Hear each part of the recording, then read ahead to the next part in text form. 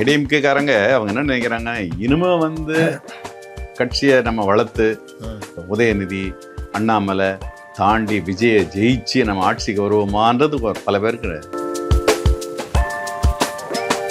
நீங்கள் ஒரு மின்சாரத்துறையில் ஒரு இது சொன்னாங்க, ரொம்ப கேட்கும் போது அதிர்ச்சியாக இருந்தது. மத்தியானம் ஆனால் முந்திரி பருப்பும் அந்த இதுவும் ஸ்டார் ஹோட்டல்லேருந்து வரும், டீயும், அதுவே லட்சக்கணக்கில் ஆகும். இப்போ அண்ணாமலை கட்சி ஆரம்பிக்கிறது அறிவிக்கிறார்.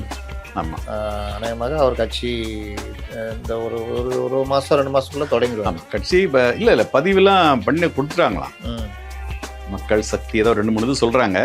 அது அந்த அனுமதி கிடைக்கிறதுக்கு ஒரு 1.5 மாதம் வரைக்கும் ஆகுமா. அண்ணாமலை எந்த மாதிரி இப்போ பழைய மாதிரி வரும்னா ரொம்ப இதாக இருக்காரா, வேகமாக இருக்காரா, இல்லை கொஞ்சம் சாஃப்டாக பக்குவப்பட்டிருக்காரா என்பதுதான் தெரியும். அரசியல் பண்ணி தானே ஆகணும். 3 பேரும் பண்ணியாகணும், நிர்பந்தமாகி போச்சு. இப்போ எடப்பாடியும் அரசியல் பண்ணியாகணும், அண்ணாமலையும் பண்ணியாகணும், உதயநிதியும் பண்ணியாகணும். அப்போ தான் நிற்க முடியும். ஏன்னா அது ஒரு நீரோட்டம் மாதிரி. வணக்கம் நேயர்களே, அரசியல் பழகும் தொடர் நம்ம மூத்த செய்தியாளர் திரு அறிவாலயம் சேகர் அவரோட நம்ம தொடர்ந்து பேசிகிட்டு இருக்கிறோம். ஆரம்பத்தில் நீங்கள் ஆதரவு கொடுக்கலனாலும் போக போக அந்த டெப்த்து, அது அரசியலில் இருக்கிற டெப்த்து, அவருடைய அனுபவம், இன்னைக்கு திமுகவில் இருக்கிற உள் தகவல்கள், மற்ற கட்சிகளில் இருக்கிற உள் தகவல்கள் அவர் மூலயமா சொல்லும் பொழுது அதுக்கான வரவேற்பு இப்போ கொஞ்சம் கூடிக்கிட்டே வருது. இன்றைக்கும் நீங்கள் பார்த்தீங்கன்னா சட்டமன்றத்தில் எந்தெந்த கட்சிகள் எப்படி போரிட தயாராக இருக்கிறார்கள், திமுக அதிமுகவுடைய நிலைப்பாடு என்ன, அவர்களுக்குள் என்ன உடன்பாடு, தாவேகா எப்படி சட்டசபை எதிர்கொள்ளப் போகிறது, இந்த மாதிரி உள் தகவல்கள் ப்ளஸ் திமுகவுடைய அந்த ஆய்வுக்குழுவுடைய அறிக்கை, அதற்கு பிறகு திமுக என்ன செய்ய போகுது, இந்த மாதிரி விஷயங்கள், அமைச்சர்கள் மற்ற இப்போ புதுசாக வந்த அரசுடைய செயல்பாடுகள், செக்ரட்டரியேட்டில் என்ன நடக்குது, இந்த மாதிரி விஷயங்கள், அறிவாலயம், அதிமுக, இந்த மாதிரி பல்வேறு உள் தகவல்களை அவர்கிட்ட கேட்டு நம்ம தெரிஞ்சுக்குவோம். இப்போ நாங்கள் பேசுகிறதெல்லாம் பார்த்தீங்கன்னா இப்போ இவங்கள மாதிரி இவங்கள்ட்ட வர்ற தகவல்களை வச்சு தான் நாங்கள் பேசுகிறோம். ஆனால் அவரெல்லாம் நேரடியாக இந்த மாதிரி விஷயங்களில் பங்கேற்போம். அதனால் அந்த தகவலுடைய உண்மைத்தன்மை, அதோடைய கிரெடிபிலிட்டி ரொம்ப ஜாஸ்தி. அதனால் மிஸ் பண்ணாமல் பாருங்கள். பல விஷயங்கள் இந்த இதில் நம்ம பார்ப்போம். வணக்கம் சார். வணக்கம். ஏன்னா நம்ம வாசகர்களுக்கு வாசகர்னு சொன்னால் கோச்சிக்கிறாங்க, நீங்கள் என்ன பிரிண்ட்லேருந்து வந்த மாதிரி வாசகர்ன்றீங்க. அதனால் நம்ம நேயர்களுக்கு சில விஷயங்கள் இந்த ஞானப்பழம் படம் மாதிரி பெருசாக படம் காமிச்சா பெருசாக நினைக்கிறாங்க. அந்த ஞானப்பழம் படத்தில் அந்த பெருசாக டிவிக்காரன் டீட்டெயிலாக எங்கேருந்து எடுப்பானா, பாக்யராஜ் நடத்துகிற சின்ன பத்திரிகையிலேருந்து தான் எடுப்பான். அந்த மாதிரி சில இடங்களில் கரெக்டான விஷயங்கள் எடுத்துக்கிறதுக்கு லேட் ஆகும். நம்ம கடந்து போய்கிட்டே இருப்போம், அவ்வளோதான். இப்போ சார் நீங்கள் முதல்ல திமுக இது போயிடுவோம். அந்த ஆய்வுக்குழு அறிக்கையை கொடுத்து விட்டார்கள். ஆய்வுக்குழு அறிக்கையை தவிர வேறு எந்தெந்த வகையிலெல்லாம் திமுக தகவல்களை திரட்டினார்கள்? இல்லை, இணையதளம் மூலமாக நிறைய தகவல் தட்டியிருக்காங்க. கிட்டத்தட்ட 4.5 லட்சம் பேரை கருத்து தெரிவிச்சிருக்காங்கன்னு சொன்னாங்க. இது இல்லாமல் மற்ற கடிதங்கள், நம்ம இந்த மனுக்கள், இந்த மாதிரி இது. அப்புறம் அந்த குழு இவங்க போனாங்கல்ல எல்லா மாவட்டங்களுக்கும் சுற்றுப்பயணம், அவங்ககிட்ட நேரடியாக முறையிட்டது, இந்த கருத்துக்கள் அடிப்படையில் எல்லாம் வச்சுருக்காங்க. பட் இதெல்லாம் வச்சு ஓரளவு நடவடிக்கை எடுக்கிறதுல உறுதியாக இருக்காங்க. இப்போ தலைவர் ஸ்டாலின் சில வேண்டுகோள்களை வச்சார்ல, என்ன மாதிரியான? என் மீதே கூட ஆமாம், எந்த குற்றச்சாட்டாக இருந்தாலும் சொல்லுங்கள், என் மீது இருந்தால் கூட பரவாயில்ல. அவர் மீது குற்றச்சாட்டுலாம் வந்திருக்குன்னு தான் சொன்னாங்க. அவர் மேலே, குடும்பத்தில் உள்ளவங்க மற்ற எல்லார் மேலேயும் வந்திருக்குன்னு தான் சொல்கிறேன். இப்போ இந்த ஆய்வுக்குழு அறிக்கையை சமர்ப்பிச்சிட்டாங்க. இப்போ என்ன இது தகவல் இப்போ கசிஞ்சிக்கிட்டு இருக்கோம் உள்ளுக்குள்ள, நிர்வாகிகள் மற்றவர்கள் பேசுகிறாங்க, என்ன மாதிரி போக போகுது, எப்படி? இல்லை, இந்த ஆய்வுக்குழு அறிக்கையை வச்சு தான் அவங்க யார் மேலே அதிகமான புகார், யார் சரியாக வேலை செய்யலை, யாராவது கட்சிக்கு விரோதமாக செயல்பட்டாங்களா, இல்லை சீட்டு கிடைக்கலன்றது கோவத்தில் இது பண்ணாங்களா, இந்த மாதிரி அதே மாதிரி தோழமை கட்சி சரியாக வேலை செய்யலையா, இந்த செலவு பண்ணாதது பிரச்சனை, இந்த மாதிரிலாம் பல பிரச்சனையை வச்சு தான் அதுக்கப்புறம் இதில் யார் வேணுன்னே பண்ணிட்டாங்களா அப்படின்னு அந்த கருத்துக்கள்லாம் திரட்டி அதன் அடிப்படையில் நடவடிக்கை எடுக்கணும் தான் இப்போல்லாம் ரெடி ஆகிட்டு இருக்குன்னு சொல்கிறாங்க. ஆனால் உங்களுக்கு இது செயின் மாதிரி தான். கீழே இருந்து அவங்க இந்த ஒன்றிய செயலாளர் எம்எல்ஏ சொல்லுவார், எம்எல்ஏ மாவட்ட செயலாளர் சொல்லுவார், மாவட்ட செயலாளர் மந்திரியை சொல்லுவார், மந்திரி மேலே இருக்கவங்க சொல்லுவாங்க. இன்னும் கூட வந்து நிறைய தகவலே நாங்கள் தலைமை கழகத்தை அனுப்பிச்சா போகலன்றாங்க. ம். அந்த தலைமை கழகத்துக்கு ஒரு கம்ப்ளைண்ட் புகார் அனுப்பிச்சு அது போய் சேர மாட்டேங்க. புகார் தலைமை கழகத்துக்கு அனுப்புவாங்களா? அனுப்புறாங்க. அனுப்பி நேர்லையும் கொண்டு கொடுப்பாங்க. இப்ப கலைஞர் காலத்துலலாம் எப்படி இருந்தது? கலைஞர் காலத்தில் நேர்லேயே கொடுப்பாங்க அவர்கிட்ட. ம். நேர்லேயே கொண்டு அவர்கிட்ட கொடுப்பாங்க. அவர் நேரடியாக விசாரிப்பார். சில நேரம் 2 பேரையுமே கூப்பிட்டு வச்சு விசாரிப்பார். ம். அதெல்லாம் இல்லை கடுமையாக திட்டுவார், ம். இல்லை நடவடிக்கை எடுப்பார். அதெல்லாம் ரெகுலராக முந்திலாம் நடக்கும். இப்போ சிஎம்ஐ வந்து இவர் வந்து ஸ்டாலின் சார் சிஎம் ஆன உடனே ம். கொஞ்சம் அந்த இது ஆளுங்க தான் வாங்கினாங்க. ம். ம். இப்போ நீங்கள் வந்து மற்றவங்க மூலமாக தான் அந்த தலைமை நிலை செயலாளர்கள், அந்த அலுவலக செயலாளர் மூலமாக தான் வாங்கி அதன் மேலே தான் இருந்தேன். அதில் வந்து சரியாக தகவல் போய் சேரலை, ஃபில்டர் பண்ணாங்க. 2வது இன்னொன்று சொன்னாங்க, இப்போ யார் மேலே குற்றச்சாட்டு கொடுத்தாலும் அது உங்களுக்கு நேராக போயிடுது, அவங்கள்ட்டே கொடுத்துருவாங்க. அப்படிலாம் நான் புகார்லாம் நிறைய பேர் அது மாதிரி சொல்லியிருக்காங்க.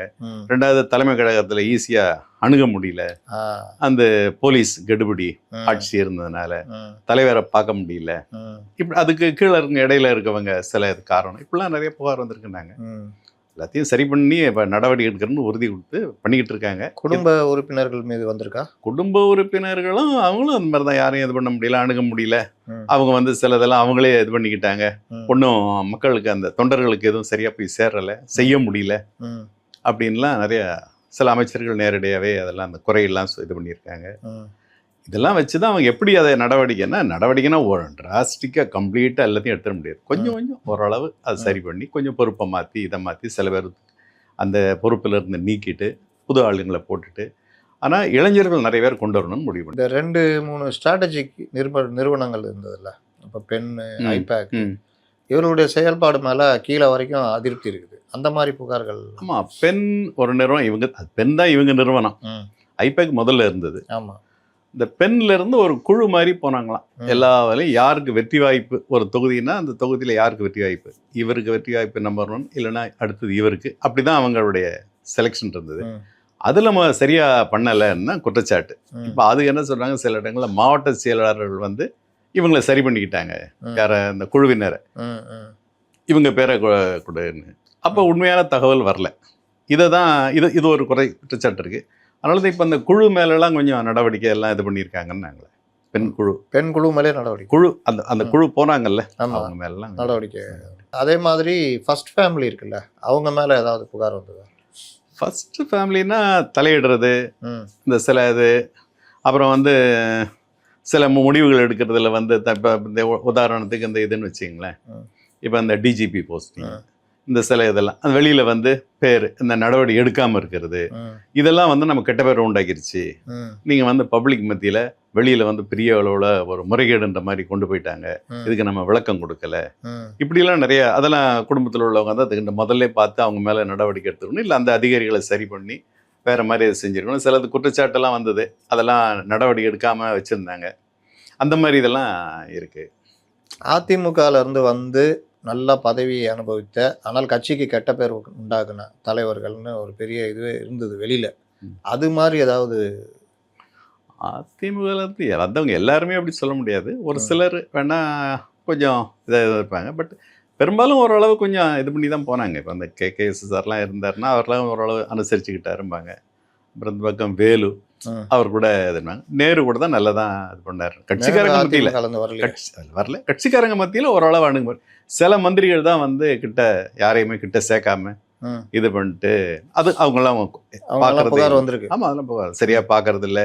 ஒன்று போய் ஒரு கோரிக்கை சொன்னால் அது ஏற்றுக்கிறதே இல்லை, அதெல்லாம் முடியாது அப்படின்றது. அட்லீஸ்ட் நம்ம செய்யறதுக்காக முயற்சி பண்ணுற மாதிரியாவது இது இப்படிலாம் அதெல்லாம் இருக்கு. எப்படி நடவடிக்கை எடுக்க போறாருன்னு தெரியல, பொறுத்திருந்து தான் பார்க்கணும் நம்ம. சென்னை மாவட்டத்தில் எல்லாமே மாற்றம் இருக்குன்னு தான் சொல்கிறாங்க. 3 மாவட்ட செயலாளர்கள் மேலேயும் மாறும்ன்றாங்க.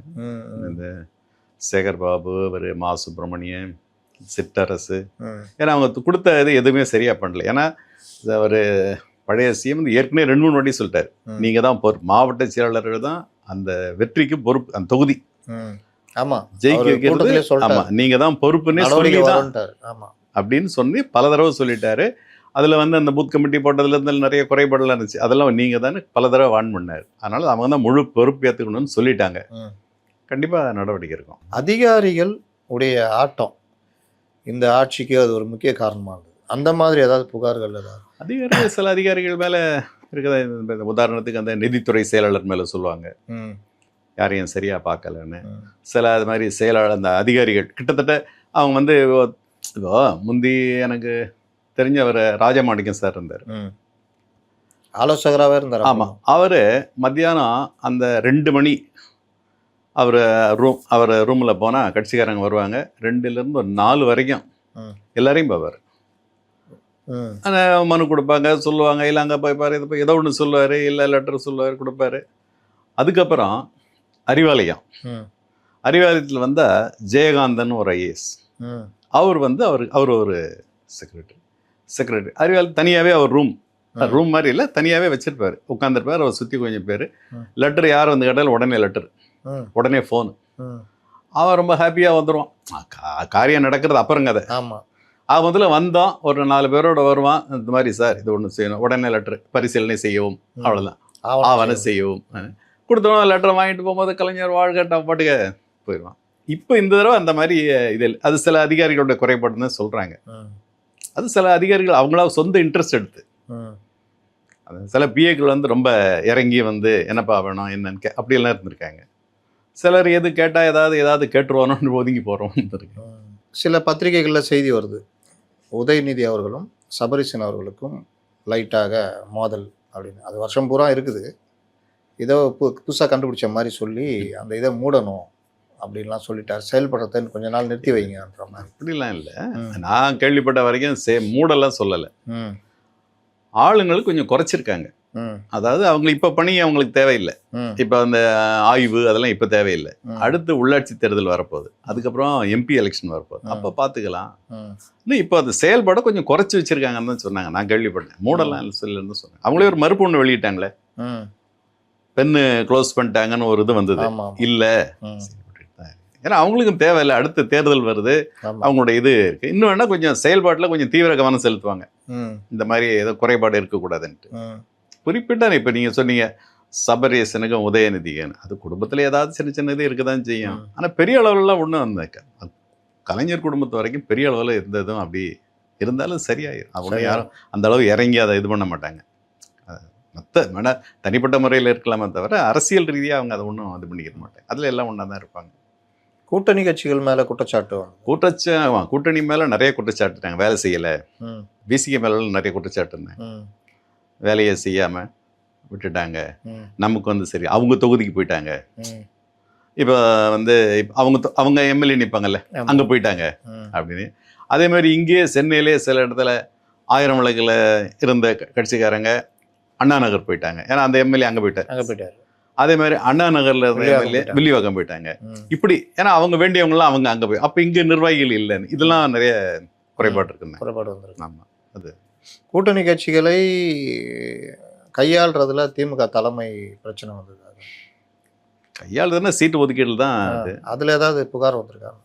புகார் சீட்டு நிறைய கொடுத்துருக்கூடாது. தேமுதிக கொடுத்ததை எல்லாரும் விமர்சனம் பண்ணாங்க. அதே மாதிரி காங்கிரஸுக்கும் அவளை கொடுத்துரு. முதல்ல காங்கிரஸ் 21 தான் பிளான் பண்ணியிருந்தேன். 21 எம்பி கூட இல்லை, இல்லைன்னு தான் சொன்னாங்க. அப்புறம் ஆனால் அது 27 எம்பின்னு உடனே கொஞ்சம் எல்லாருக்கும் அதிருப்தி தான். அதில் அது திருமாவளவன்லாம் இப்போ அப்ஜெக்ஷன் பண்ணார், எங்களுக்கும் கொடுங்க, எங்களுக்கும் சீட்டை இன்க்ரீஸ் பண்ணுங்க, அப்படி எங்களை மட்டும் குறைக்க சொல்கிறீங்க, அவங்கள நீங்கள் இது பண்ணுறீங்களே. ஐயுஎம்எல் ஓப்பனாகவே சொன்னார், காதர் மொய்தீன், எங்கள் வழக்கமாக 3 கொடுப்பீங்க, இந்த வாட்டி 2 தான்ட்டீங்க அப்படின்னே சொன்னார். அந்த மாதிரி கூட்டணி கட்சிகளை கொஞ்சம் சீட்டை குறைங்க, இந்த தடவை நிறைய கட்சி வருதுன்னு சொல்லி இவங்க கேட்டாங்க. கேட்டு தான் இது பண்ணாங்க. அவன் தேமுதிகக்கு நிறையா கொடுத்தாங்கன்னு ஒரு குறைபாடு, காங்கிரஸுக்கு நிறையா கொடுத்தாங்கன்னு ஒரு, இந்த 2 தான் பெரிய அளவில் பேசப்பட்டது. இப்போ நடவடிக்கைன்றது எப்போ வரும்? இந்த மந்த்துக்குள்ளே இருக்குன்றாங்க. இந்த மந்த்துக்குள்ளே கொஞ்சம் கொஞ்சமாக இருக்கும் முடிஞ்சு. அதுக்கப்புறம் வந்து புது நிர்வாகிகள் அதெல்லாம் கொஞ்சம் கொஞ்சம் போட்டு மாற்றங்கள் பண்ணி இந்த 30 விழா செப்டம்பரில் வர்றதுக்குள்ளே எல்லாம் ஓரளவு சரியாயிரும். பொதுச் செயலாளர் அவர் ஒதுங்கிடுவார்னு தான் கேள்வி. ஏன்னா அவர் உடல் ரீதியாகவும் ஆமாம் வயதிகம். அடுத்து யாராவது ஒரு ராசாவோ இல்லை வந்து நேருவோ இல்லை வேலு யாராவது ஒருத்தர் அந்த மாதிரி ஒரு ஆள் அதுன்னு பேசி முடிவு பண்ணாங்க. இப்போ வந்து அது ஒரு செயற்குழு கூட்டத்தில் வச்சு முடிவு பண்ணாங்க. இதான் நடைமுறை. இப்போ எதிர்கட்சி தலைவர் உதயநிதி ஸ்டாலின் அவர்கள் கட்சியில் பதவி அதே இளைஞரணியிலேருந்து இந்த தடவை அவர் துணை பொதுச் செயலாளர் போயிடுவார். கட்சியில் வர்றாரு. கட்சிக்கு வர துணை பொதுச் செயலாளர், அதுக்கப்புறம் தான் மெதுவாக வேற போஸ்டிங். ஏன்னா பேரண்ட் பாடிக்கு வந்தால் தான் அடுத்த முடியும். இப்போ அவர் கொஞ்சம் வேகமாக இறங்குறாரு. தினம் அவருடைய ட்விட்டரு, ஃபேஸ்புக்கு, இந்த அறிக்கை அதெல்லாம் கொஞ்சம் ஆக்டிவாக இருக்கார். கொஞ்சம் அரசியல் ரீதியாகவும் தயார்படுத்திக்கிட்டு இருக்காரு எதிர்கட்சியாக இது பண்ணுறதுக்கு. இப்போ கூட சட்டமன்றத்துக்கெல்லாம் ஃபுல்லாக ரெடி ஆகிட்டு இருக்காருன்றாங்க. அதாவது சட்டமன்றத்தில் 18 கூட போகுது, பட்ஜெட்டு ஆமாம் வைப்பாங்க. அப்போது இவர்களுக்கு சட்டசபை புதுசு, இவர்கள் சட்டசபை எதிர்கொள்கிற விதம், அவர்களுக்கு சட்டசபை பழசு. ஆனால் 2 ஆளுங்கட்சியும் இப்போ எதிர்கட்சியாக உட்காந்துருக்கு. ஆமாம்.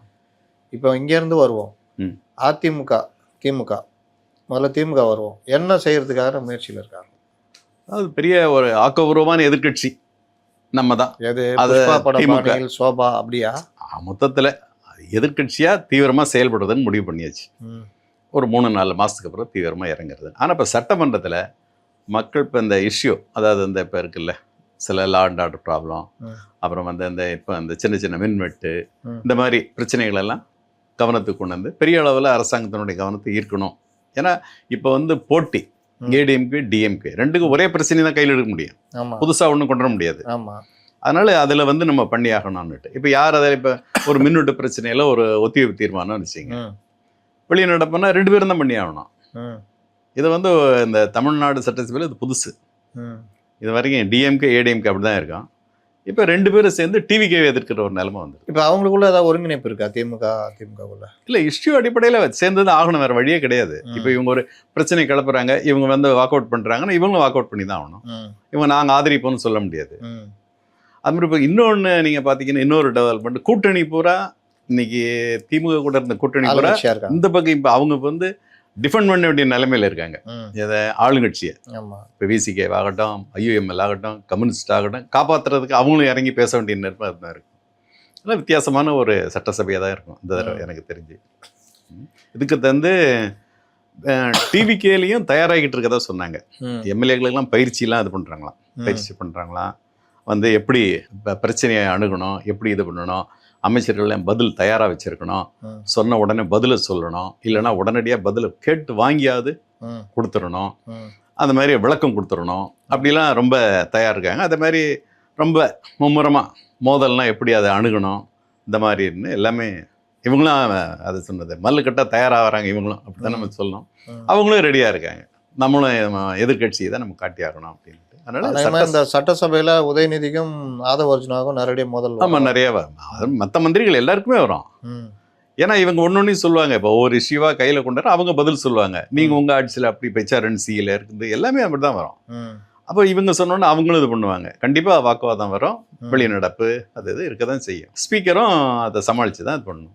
அப்போ அந்த சட்டசபை ஒரு பெரிய ஒரு எதிர்பார்ப்போட இருக்கும். 2வது இப்போ நான் பார்த்ததுல இந்த சட்டசபை இப்போ ஒரு இடையில ஒரு 4 நாள் நடந்துச்சேன், பார்வையாளர்கள் அதிகம், கியூ நிற்கிறாங்க.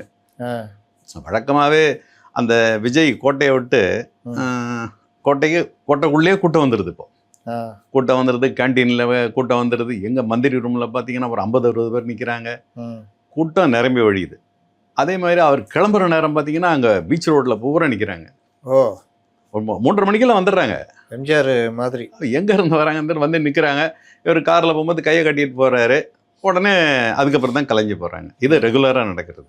சட்டசபையும் அதே மாதிரி போன தடவைலாம் நிறைய பேர் வந்தாங்க. இப்போ இன்னும் நிறைய பேர் பார்ப்பாங்க. வெப்சைட்டில் வேறு இப்போ போட்டாங்கல்ல, அது நிறைய பேர் பார்க்குறாங்க. இந்த தடவை சட்டசபை நேரில் இருக்கா? இருக்கு. அதாவது ஆளுநர் உரை கண்டிப்பாக இருக்கும். இப்போ அன்னைக்கு கூட சபாநாயகர் என்ன சொன்னார்னா, பரிசீலனை பண்ணுவோம், ஃபுல்லாக முழு நிகழ்ச்சியை நேரலை பண்ணுறதுக்கு பரிசீலனை பண்ணிக்கிட்டு இருக்கோம்னாரு. பட் வழக்கமாக என்ன செய்வாங்க, இதுக்கு முந்திலாம் முக்கியமானதெல்லாம் காட்டுவாங்க. கேள்வி நேரம் கண்டிப்பாக இருக்கும், ஒரு பொது பிரச்சனை விவாதம் தீர்மானம் ஒரு நிறைவேறுதுன்னா அதை வந்து ஃபுல்லாக காட்டுவாங்க. இந்த வாக்குவாதம் அது தானே, ஏன்னா திடீர்னு சில நேரம் அதை வந்து நீக்க வேண்டியிருக்கும்.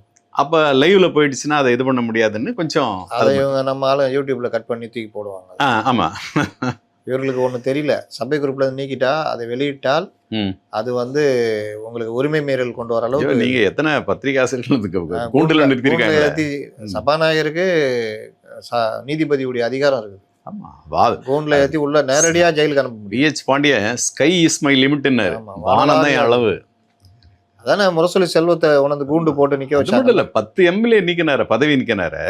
இந்த இதை கொளுத்திட்டாங்கன்னு 10 எம்எல்ஏ பதவி நீக்கிட்டு சுப்ரீம் கோர்ட் வரைக்கும் போனாங்க. ஆமா, முடியலையே. ஒண்ணும் பண்ண மாட்டோம். ஏன்னா இவங்க சொல்லிட்டு தானே பண்ணாங்க. அரசியலமைப்பு இந்திய எதிர்ப்பு அந்த இதை வந்து நாங்க எரிப்போம்னு சொல்லிட்டு தானே போனோம். இப்போ எம்ஜிஆரே இதை கேட்டாராம், என்ன பாண்டி இந்த மாதிரி பண்ணிட்டீங்களே, 10 பேரையும் பதவி நீக்கணும்னு தீர்மானத்தை கொண்டு, அதில் எங்கே போனாலும் ஒன்றும் எடுபடாது அப்படின்னாரு. அவர் சபாநாயகருடைய பவர் பவர் அது. இந்த இதுலயும் அந்த 4 எம்எல்ஏக்கள் விவகாரம் எதிரொலிக்குமா? கண்டிப்பாக எதிரொலிக்கும். இப்போ அவங்க வந்து அவங்க மேலே இப்போ விளக்கம் கேட்டிருக்காங்க. அப்படி என்ன என்ன விளக்கம் கேட்டிருக்காங்க. இப்போ விளக்கம் வரும், சபாநாயகர் முடிவு பண்ணுவார்.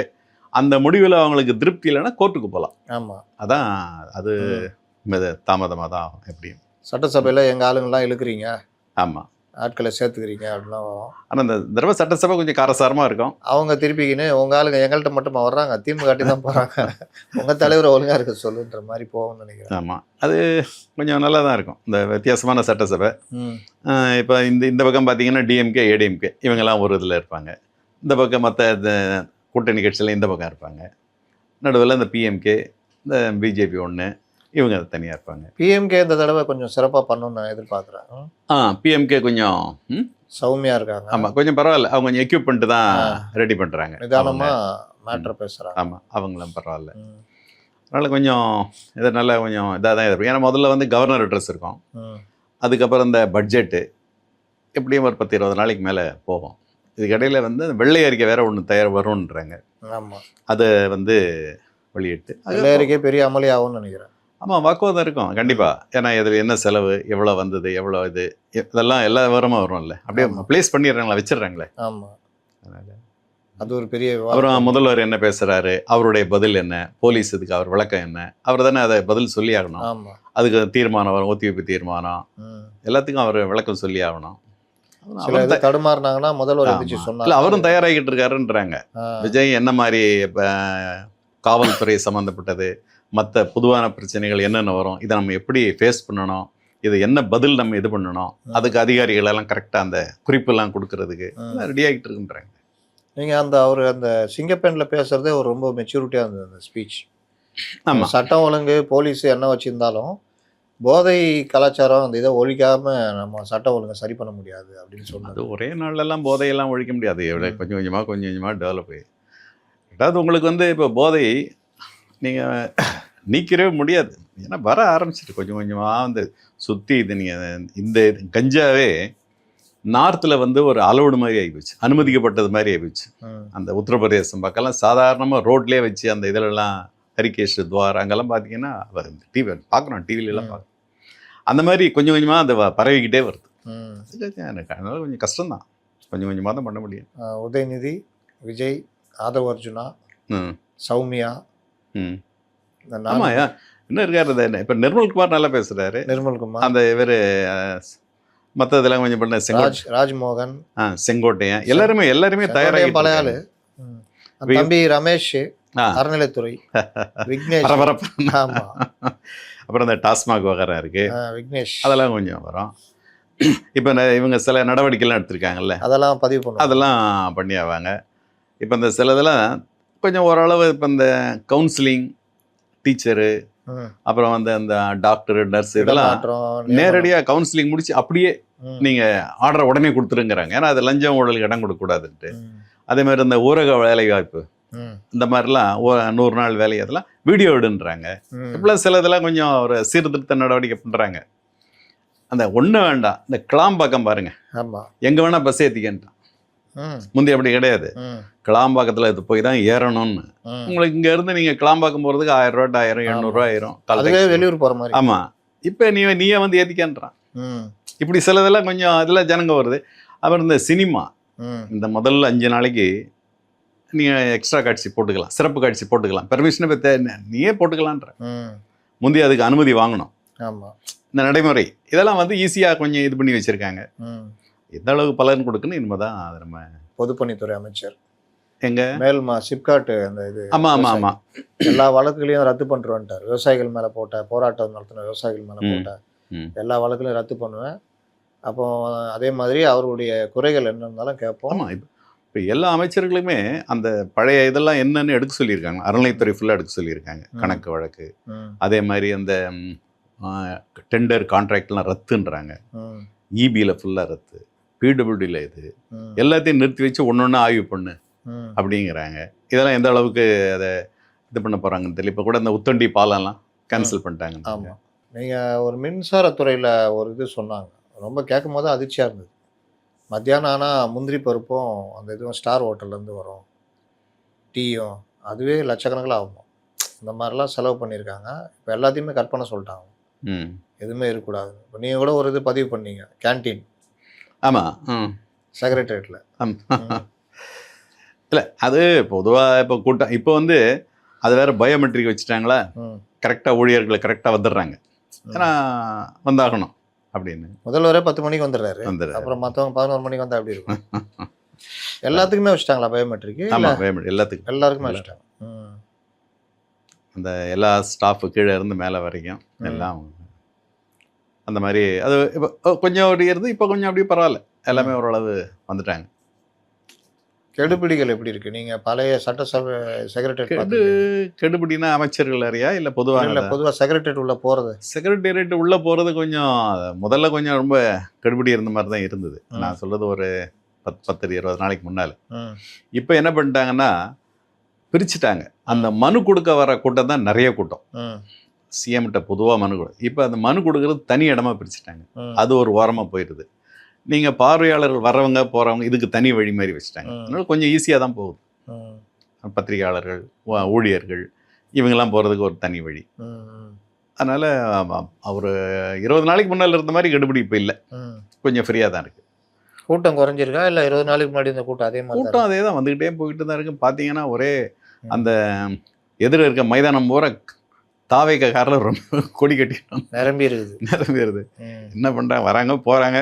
ஒரு எம்எல்ஏனா கூட ஒரு 2-3 வண்டி வந்துடுது, போகிறாங்க, கோட்டைக்கு உள்ளே போகிறாங்க, மந்திரியை பார்க்க போகிறாங்க. ஏதோ ஒன்று ஆக மொத்தத்தில் பரபரப்பாக இருக்குது. இப்போ சட்டமன்றம் வந்தால் இன்னும் பரபரப்பாக இருக்கும். ஆமாம், சட்டம் எம்எல்ஏ ஹாஸ்டல்லாம் அப்படி இருக்கும். இப்போ அண்ணாமலை கட்சி ஆரம்பிக்கிறது அறிவிக்கிறார்.